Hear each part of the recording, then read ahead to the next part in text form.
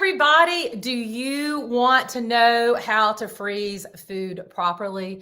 Do you want to know the best containers, the best bags?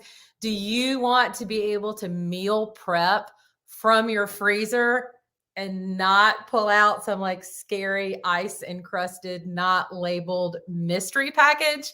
Well, yeah, you do. Of course you do. So thank you so much for joining me today. My name is Virginia Willis. I'm the host of Cookbooks with Virginia, and every Friday at 11:30 a.m. I clearly need some more coffee. Every Friday at 11:30 a.m. Eastern Standard Time, I host Cookbooks with Virginia, and I get to talk to folks that have written cookbooks that I want to talk to. So it really, truly is one of my favorite parts of the week. This week, super, super excited.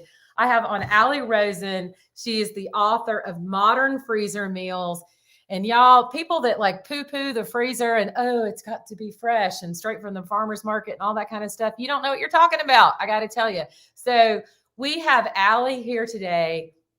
And before we get started, I want to show you the cover of this book. I want you to go to my Instagram feed, which is Virginia Willis, and you're going to check out, you're going to see the cover of this book nestled in my freezer, and you're going to enter to win. All the instructions are right there. And you can win a free copy of this book. So thanks so much for joining me today. If you're not catching this live, you're still going to stick around because we've got Allie with her great tips. So let me bring her on. Hello. Thank you for that beautiful introduction. Oh my God. Well, except for the little stumble on the coffee, but no, I loved that the most. Your book is so smart.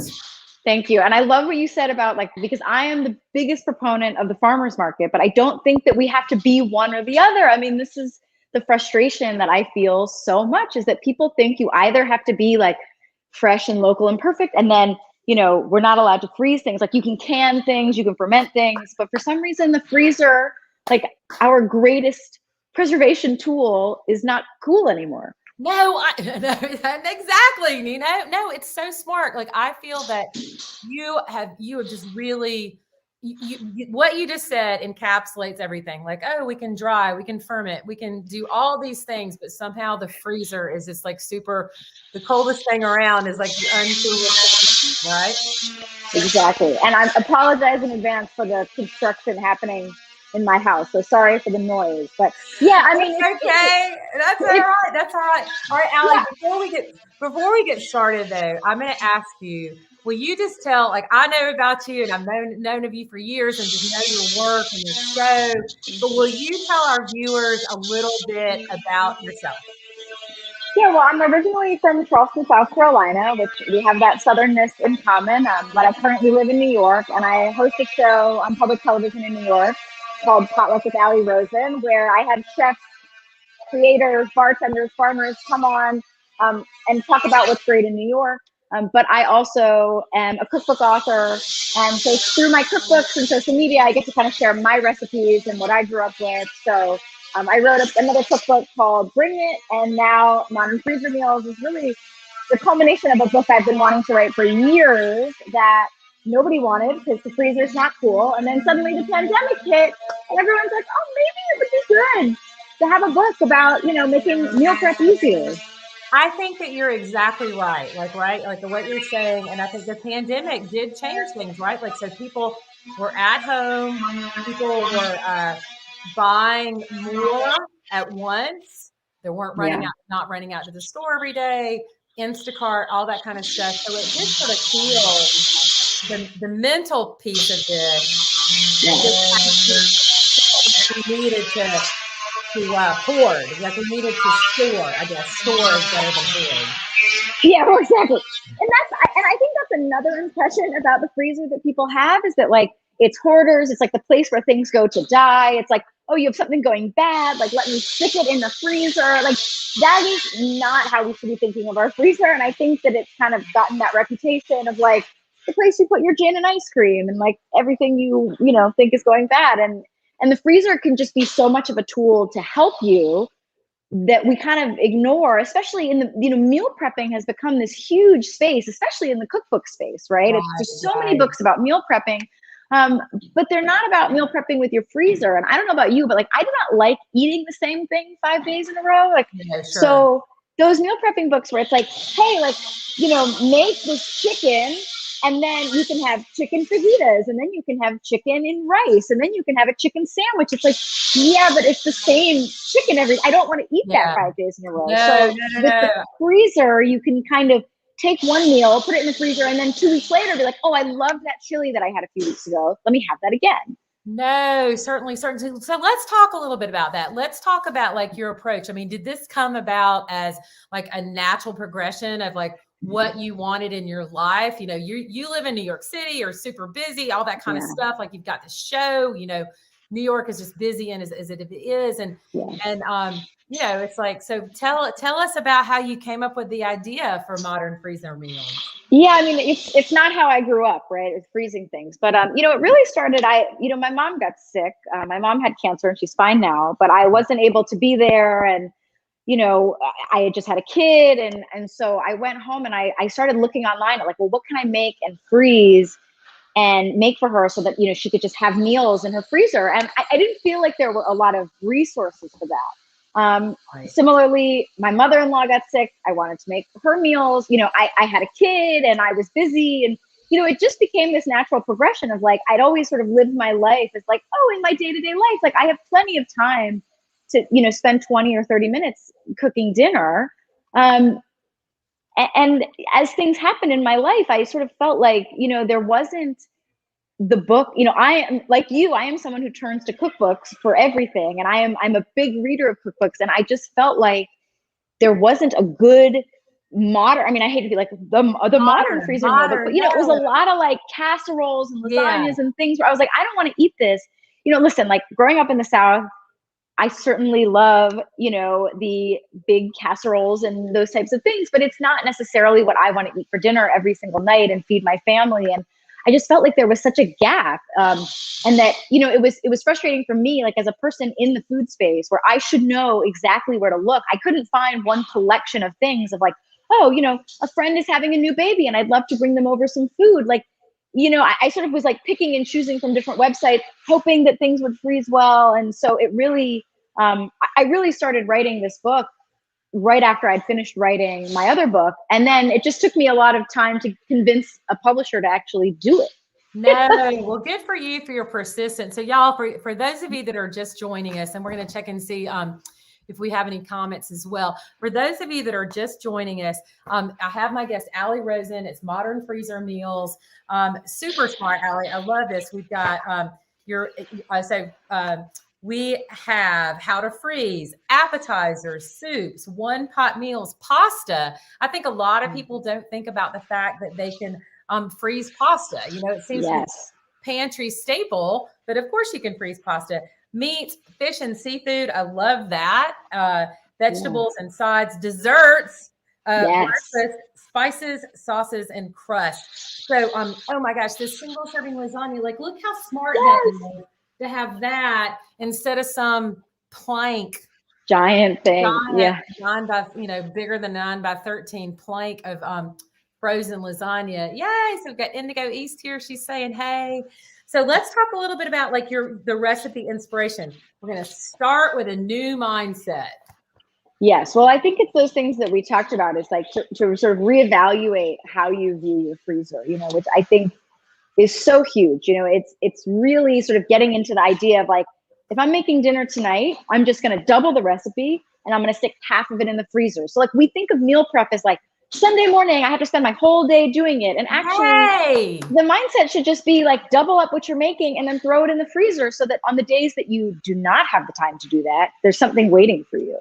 No, I do love that. And I, you know, I think that, there is a mixed mindset. One of the things that I think that is very imperative with freezer meals, and you talk about this in your book, labels are your friend. Yes. There's definitely labels, right? Like, so, oh, I'll remember what that is. No, you won't. Don't. Oh my God. And even I have done this before where I'm like, I think this is this sauce, but maybe it's this soup. Like, I don't know. I mean, and when I say labels, like, I think a lot of people worry, they're like, oh, well, I don't have a label maker. It's like, for me, a label is like a piece of tape and a Sharpie, right? Like it is not some amazing thing. You don't have to get on Pinterest for the freezer, right? Right. I don't have time for that. I don't know about you. No. My freezer's a mess. I mean, but it's, you know, it's labeling it. And then it's just keeping a log. Like I just, in my phone, like in the notes section of my phone, I just have one document that's always like, these are the things I have in my freezer, so that when I'm hungry, I'm not like rooting around letting everything defrost. It's like, oh yeah, I have those single serving lasagnas. Let me just pop them out and stick them in the oven. So smart. that is the other thing that saves a lot of time, I think, is sort of just keeping a running list. You know, some people do it like if you have a dry erase board on your fridge or freezer, like that's great too. But I find doing it in my phone is just like the easiest, least messy way. Yeah. What that is, right? No, exactly. I think that's great. And then, you know, you can erase or draw the line through it as you do. No, inventory is important, like keeping an idea, because one of the things that I learned like a million years ago in culinary school is like, it's money. Yes. You will wrap up dollar bills and put them in that Ziploc bag or that freezer bag and put them in your freezer. So it's money. So if you're not eating it and you're letting it get burned and all that, you are literally just wasting money. Right, exactly. You're just like throwing money out the window. So, you know, labeling things and then just, you know, yeah, I mean, you know, it's like literally just take your phone, get your notes app, and just like keep a running list, like, and delete as you go and add as you go. So let's talk about this. I think that I do this a good bit, like the single freezer items. So you talk about that. So I think that that's smart. So it's not just like the completed dish. It also might be components. Right. Yeah, and I'm a big fan of like using ice cube trays in this way. So like if I have a coffee and there's a little bit left, like throw it in an ice cube tray and you can throw that in a recipe. Lemon juice, you know, herbs in oil. You know, there's so many things that sort of are going bad and you just have like a little bit left. Wine, like, you know, whenever you have like white wine, you have like, you know, this much left at the bottom, instead of throwing it out, or sort of the thing that I do where it's like I let it sit in my fridge and then 3 weeks later I'm like, oh no, I should have used that when I was cooking. You know, just put it in your freezer. Similarly, you know, a lot of fruits and vegetables, things that are seasonal. I mean, right now in New York, I mean, we are like reaching the end of like all the best things, right? So like this is the moment if you want to have like corn in a few months, just cut it up and freeze it so you have it for later. And I mean, I think that, you know, is something that a lot of people think of with like canning and jams, but they don't think of it necessarily with the freezer, which is crazy because then they'll go to the store and buy a bag of frozen corn or frozen peas. And it's like, well, you could have just done this yourself with, you know, the things that were super fresh and in season at the time. So no, this is true. It's so true. One of the things that I know you growing up down south, you'll be familiar with this. My mom and I, every summer, we will buy like a ton of freshly shelled butter beans. We don't shell them anymore, thank God. Yeah. But butter beans, lady peas, you know, the little pink-eyed peas, things like that. We always buy that in the summer. And I think we put up, you know, like a bushel each this past summer. And then I eat them throughout the year. And I still feel like I'm not, it's eating seasonally, but in a different way, right? Like, well, and that's the thing, you know, people talk about eating seasonally as though it's a crime to not eat it in the moment. And I actually think like, listen, like, let's be honest, some seasons are better than others. And when you're in, like, especially in New York, like for me, look, when it is 20 degrees outside and snowing, if I can have like something from the summer in my freezer, like if I have like a tomato sauce that I've made that like I froze because I didn't feel like canning it, or like, for example, I have some ramp pesto from the spring in my freezer. You know, it's like if I want that taste of spring or summer, I can have it. I don't think that means you're not living seasonally. I think it actually is the definition of living seasonally, because it's kind of the way that, you know, people used to not have grocery stores that had things at every single possible minute. So I think it's actually much more akin to eating seasonally than sort of what we've been led to believe, which is to like live in the moment. It's like, well, I don't want to live in the moment in February and eat parsnips. Like, no, thank you. Well, no, well, sure. And then like, I would say like in terms of an environmental cost and carbon footprint, et cetera, like it's better for you to, I would imagine, like have that produce that you yourself froze during the summer, as opposed to, you know, buying tasteless hard rock tomatoes from the Southern Hemisphere in our winter, right? Right. And that are not good. You know, like it's going to taste so much better frozen and then cooking it than buying like the fresh stuff that is flavorless. No, this is true. So y'all, for those that are just now joining us, let me please reintroduce. It's Allie Rosen, Emmy nominated, James Beard nominated, awesome cookbook author. She has this great new book, Modern Freezer Meals. It's fantastic. I just am so excited, and I'm very fortunate that I get to see tons of cookbooks. And I'm not, overly patting either one of us on the back, but it's like I want to have books on the people that I really think are doing an amazing and great job. And Allie, I really feel like you have done an amazing and great job. So thank you for this book. Thank you. Thank you for having me. So we've got, let me just tell them some of these recipes, because I think that, that is at the end of the day, practical is good, but people that buy cookbooks, they want to know all about the recipes. Okay. Spicy salami pesto pasta. Hello. Parmesan butter linguine, gorgonzola radicchio pasta. Oh my God. I make that all the time because it takes like 10 minutes to make. And then again, if you put it in your freezer, it's like, then it only takes 3 minutes to make and just heat back up in your microwave. Like, I swear to God, my mouth just watered. I'm not making that up. I just like completely ricotta gnocchi. That's that's one of the few, there are a few recipes that are better from frozen. And I have to say that one, because when you freeze the gnocchi, when you cook it, you still you get that sort of chewy exterior that you get from the pasta, but because it's frozen, the interior cooks more slowly. And so it has this like pillowy interior texture. So you get like the pasta texture and the ricotta texture. And and people think they can't make fresh pasta from scratch. I mean, that ricotta gnocchi takes like 15 minutes to make. You just freeze it on a sheet tray and then keep it. I have some in my freezer right now, actually, because it's like one of my favorite recipes in the book. Oh, it's that's so cool. Maybe so easy. Weekend. No, that sounds really good one. And it impresses people. They're like, ooh, you made pasta. And I'm like, I did nothing. Thank you. Like, I pulled it out of my freezer. All right. Question from Cynthia Grobart. So what are your tips for freezing pasta? So let's just pretend that I'm doing like a penne or something. Like, let me walk us through it. Yes. Well, there's a few things that are super important. And the main thing, I think, is to really keep it in single serving. So, the biggest problem with pasta across the board is when you overcook it, right? Like we all want that like perfect level of al dente. Right. So when you're cooking pasta, I mean, first of all, this is just a general rule of thumb. Like you should always take it out a little bit before it's done, because it keeps cooking from that residual heat. I mean, this is even without freezing, right? I think that's the biggest error is people wait until they taste it like, oh, it's perfect now. And you're like, right, but it's going to keep cooking. So you want to, especially if you're freezing it, you really want to pull it out and make it like as al dente as it could be. And the second thing is to just do it in single servings. If you freeze it in a giant block and then you put it in the microwave, it's going to just, cook from the outside, and that outside is going to cook so much more as the inside still stays frozen. So, put it in like a single serving for each part. Even if you have like a family of 4 and you're cooking for the family of 4, save it in 4 different containers. And then when you heat it up, just throw it in the microwave, and every 30 seconds, just kind of stir it up. And it really only takes like 2 minutes to reheat a single serving of pasta. So I know people think like, oh, pasta, that's the easiest thing I can make. But there are days when you just have like 2 minutes to get something and you can just pull it out of the freezer. So I've been shocked by freezing pasta. Well, hell, I mean, let's be real. Whole Foods Market is selling cooked pasta. Grocery stores are selling cooked pasta. You can buy from a company cooked rice.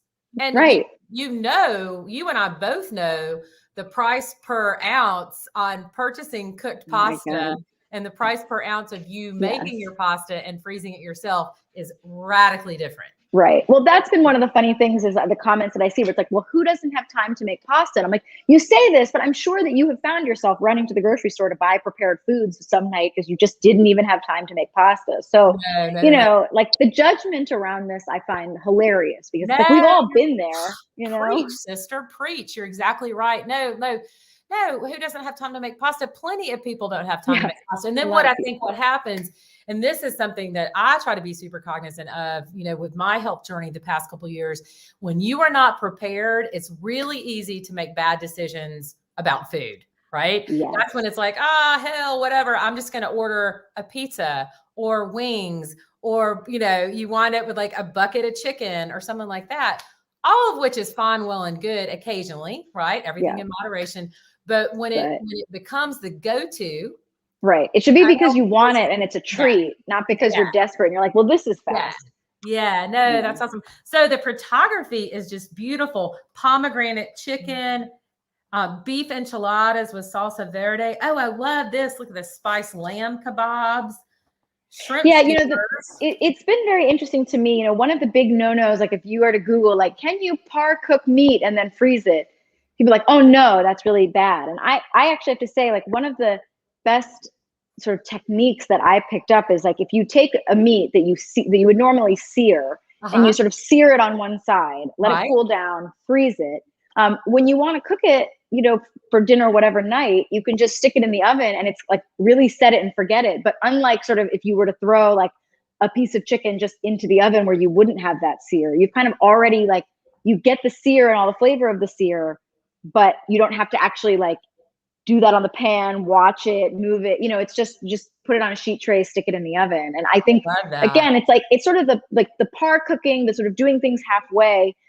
A lot of this is like, if you're making dinner for your family and you want to make chicken tonight, like, again, double it up, sort of just do the searing part on half of it and then put that side away, and you don't have to keep doing it. And then that way, when you freeze it and then you cook it again, it doesn't get overcooked. So there's so much you can do with your freezer That's that I think smart. we've been innately told like you're not supposed to do, but No. it's wrong. That I love that. I think that's really smart. And it also might be like what occurs to me is like it might be a way to say that you see that your local market or grocery store or whatever has, I don't know, chuck on sale or something like that. And you can Yes, buy the chuck when it's a good price and have it, but get a head start on it. Right? exactly. Well, I A think little bit ahead. especially like we end up with a lot of these bulk items that are Mhm. such good prices, and then we Yeah, stick them in our fridge, and then we only stick them in the freezer like once they're about to go bad. right. But I think if you buy it with the intention of freezing half of it and freezing half of it on its way, then you're Right. much more likely to use it later, where it's not just like, oh, we're just throwing this thing in the freezer. It's like, oh no, this is a meal where all I have to do is turn on my oven and stick it in. Like, that's basically a meal already prepared for you, I which is love great. that. I love that. All right. So we've got a question actually from Bonnie Jacobs, and you and I had talked about this a little bit. Will you talk to us a little bit about the containers and the bags? Because we know you tell us in this book that air is not your friend. So help us Yes. understand, help our viewers understand, like, what are some of the best containers for freezing? Yeah. I mean, so I think the main thing is it's just about air, right? Like, everything is about air. Freezer burn is basically what happens when air draws out moisture from your food. And obviously, like, the worst thing for food can be to take out the moisture, right? So whatever container you're using, you want to make sure that you can get as much air out as possible. A lot of that means like spend a little extra to get, if you're doing like Ziplocs and disposable things, like a freezer bag is a different thing than like a sandwich bag, right? Like, those sandwich Mhm. bags are much thinner and they're porous. They will let air in. But personally, I'm a fan of sort of the tempered glass containers. This is kind of Okay. what I use in my everyday life, because they can go, when you put something in a Ziploc and then you have to heat it up, you've got to do that messy, like, moving it from the Ziploc. So it's like there's the environmental side. It's very rare that the Yeah. environmentally friendly thing is also like the practical, good, easy thing. And I just find True. this easier. So True. I love, the Pyrex, like, just regular glass containers are super easy because you can just take the top off. And also, like, if you're really going to get into it, the thing that I use the most is actually like this like vacuum sealer. Like, this is Oh. like it's like Fresh and Save, which I'm Uh-huh. obsessed with, because if you can get something that like, and that's it, right? So if you can do vacuum seal, I know a lot of people think of vacuum sealing as being like really like labor intensive, and you have to like feed a bag into a thing. This is like just super, super easy. So this is what I do almost everything in. If you don't want to go that far, what I will say is, like, if you're putting something in a container like this, if you're only filling it up halfway, just put like a little piece of plastic wrap or something over it. Because again, that air, if you cover this up and it's half full, you have a ton of air. I'm like, which Uh-huh. way to, you will have air sort of sitting there. Like, so even though it's covered, it's kind of like you've like, left the wolf like in the hen house, like you Ah, have the air already sitting in there. So you think it's covered, but it's still going to have that air giving you freezer burn. So you just want to put some layer over it to kind of really keep the air out. I mean, that to me, that's super that is smart. so much more important than the material. I tested a lot of materials, like plastic containers versus glass containers. Once you get to the level of freezer safe, they're really all the same, because all freezer safe means is that like there is no air allowed inside. like it's not Oh, that porous. sounds so great. So, Okay, we have a mutual friend that we were talking about before we started, Natalie Dupree. So you grew up in Charleston. My first job cooking professionally was with Natalie here in Atlanta.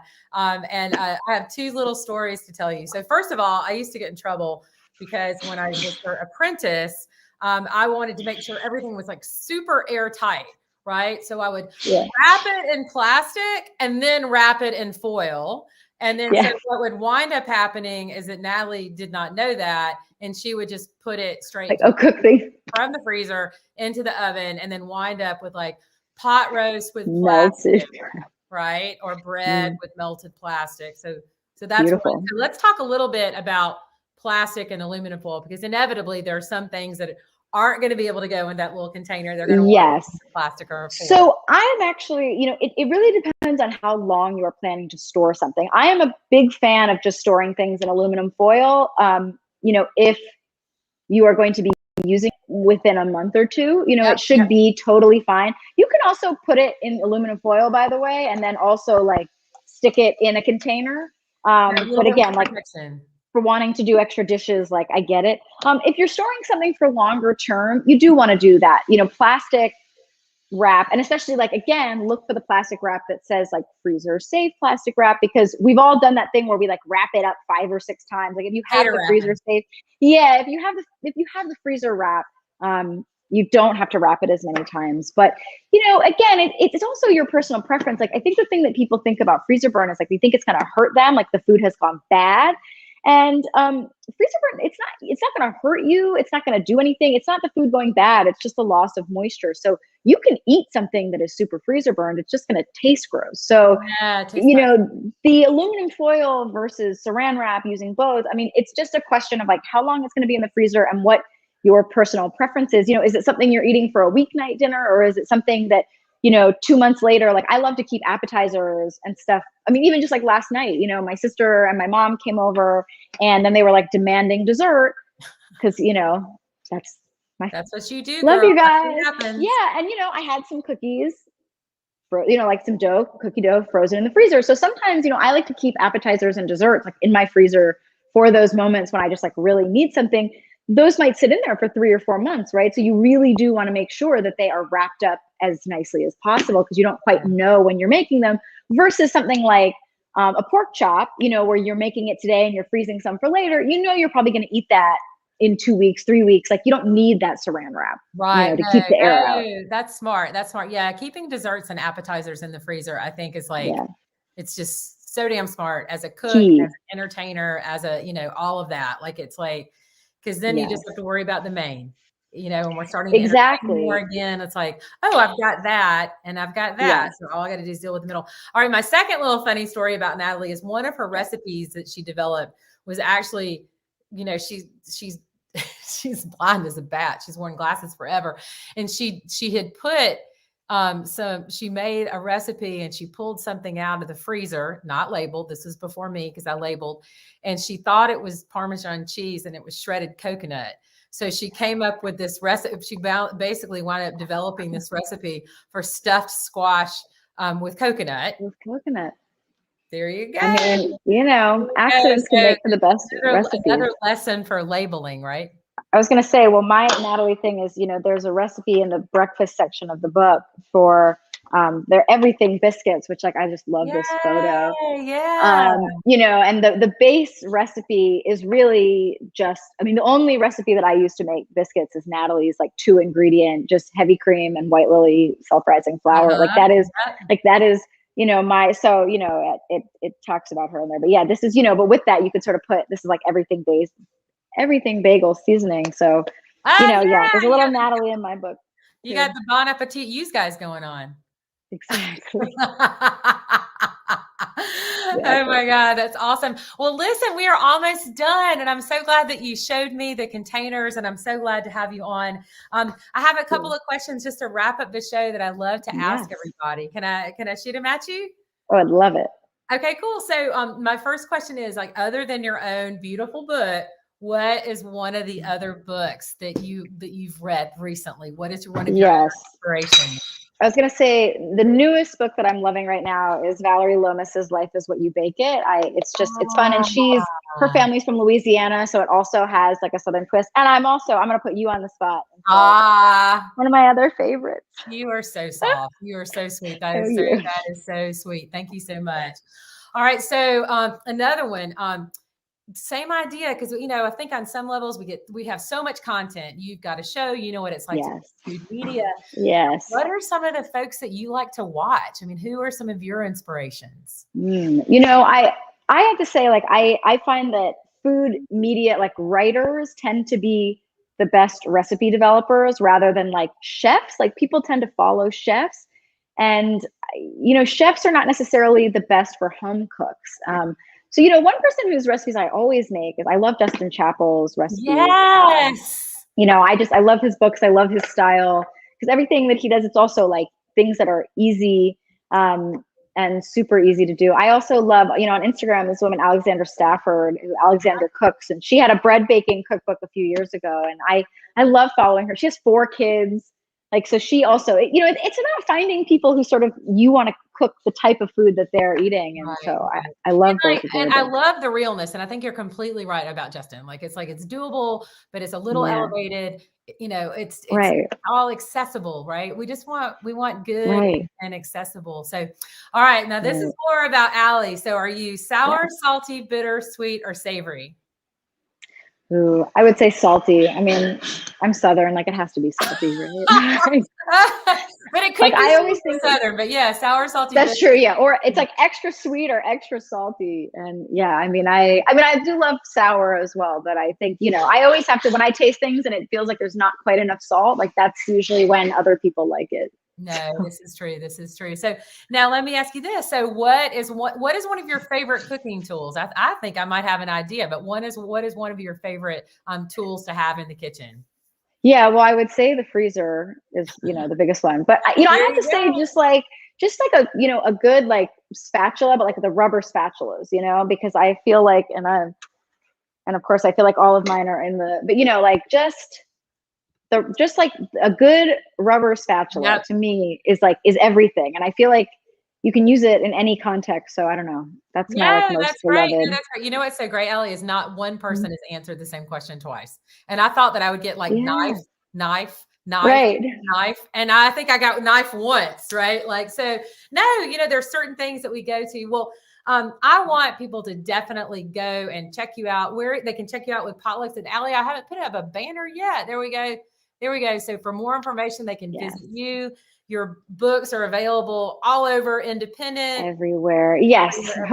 They should be everywhere. And yeah, I mean, I'm pretty active on social media, on Instagram as well. So I'm Allie_Rosen, on both Twitter and Instagram. But yeah, for recipes and things, they're usually most frequently on Instagram. So awesome. Well, I'm so glad to talk to you today. I want to congratulate you on your beautiful book. Thank you. And thank you for coming on Cookbooks with Virginia today. Thank you so much for having me. This was so much fun. Awesome. You have a good weekend and good luck with your renovation. Thank you.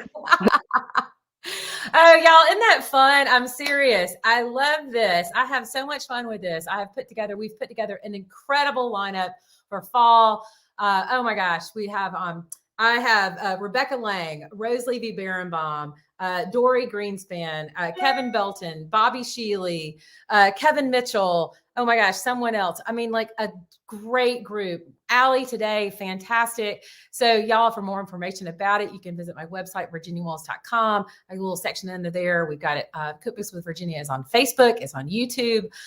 We load it later to IGTV. And let me know. Shoot me an email. Who do you want me to have on? And not Ina Garten yet. Okay. Not Ina Garten yet. But anyway, thank you so much for watching. Be well, be safe, and have a great weekend. All right. Bon appetit, y'all. Bye-bye now.